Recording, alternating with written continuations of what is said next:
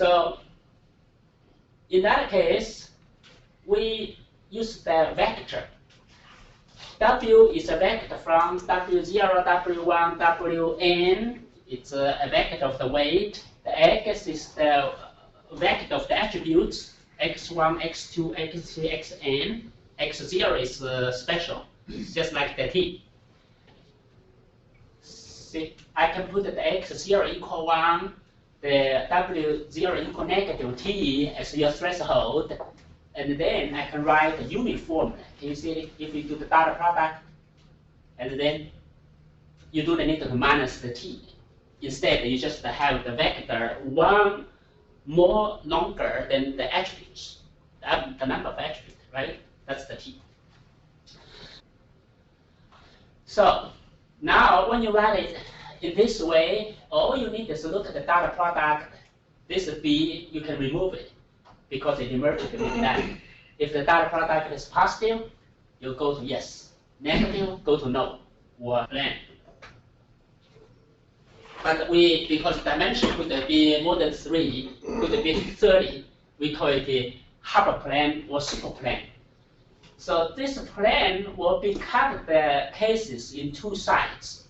Don't have to be pure, because this always could allow some error, misclassified. And one side is this, another side is this. That's how you get this plane in the place. One side is positive, one side is negative, right? So you see equal 12, if equal 15, that's on the upside, equal 8 is on the downside of the plane. Make sense? And then all you need is look at that plane, that's the cutting plane. You want to be as in the middle as possible, right? This is called the decision boundary. That's called a linear model. That's a linear model. And what means linear? Because there's no square of any weight, any of the. So either way you write, it's a function. You write minus t. Most of the time they write in this way. Just add these 2 numbers. And then what's the goal? When you write it down this, your goal is to use the weight, the voting system to predict the class of Y, and then compare your prediction with the Y of the training case. And you want to run through all the instances to minimize the total error. That's what I'm talking about. What means applied math? Applied math always starts from the error. And we know everything have error, and we are going to minimize the error. And the pure math means always start assume you have the right answer, but we don't. We just want to minimize the error. If you can minimize the error, you got your answer. And so objective function is just your prediction based on your weight and your attribute values minus the real answer, because this is called supervised learning. Your training case already know which class it belongs to. And then you add all the error, you see, square? What do you call that? Tell it, what do we call it? What do we call that thing? You see it again? Summation? Yeah, summation. What do we call this function? Well, least minimum square, that's used in the GPS, all application statistics, least square, we call it LSS. Remember the Kmart filter? It's just a double minimization. When you look at one example, you adjust your weight a little bit. And so that we have 2 loops here. The outside loop is learning from all these instance, the training examples.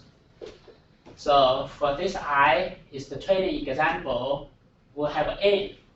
If you look at the weather example, we have 14, right? N equal 14, remember that.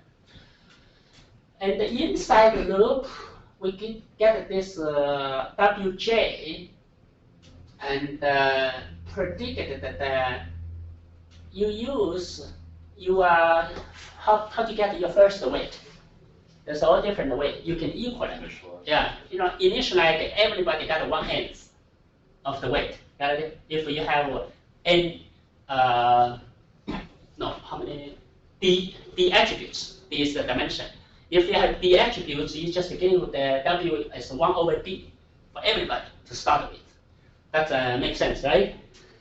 And when you start from that, then the next round you start from that's a tradition. When you put the k in this top, that's an iteration of a learning process.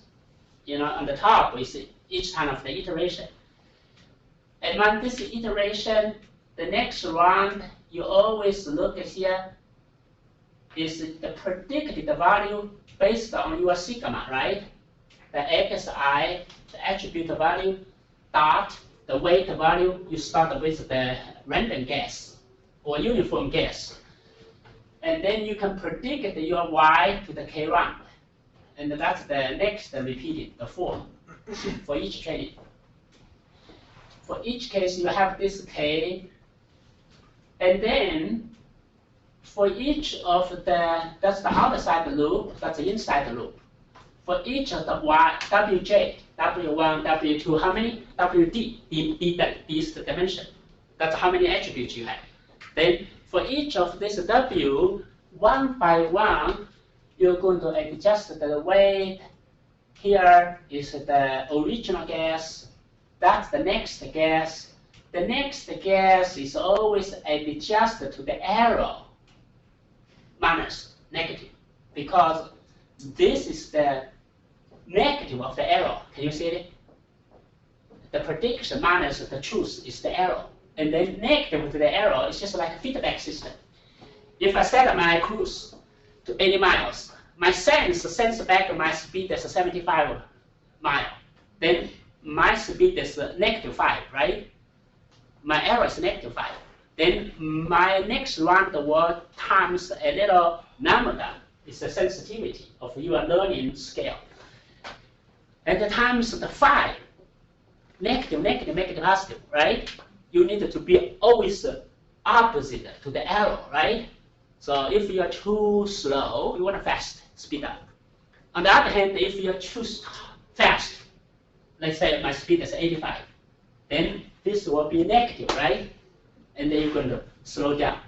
The lambda is what you really try to tune. How much is good? That's the tuning out work.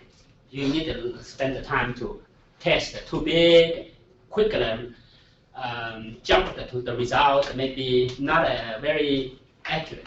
Too small, take too long time to do it.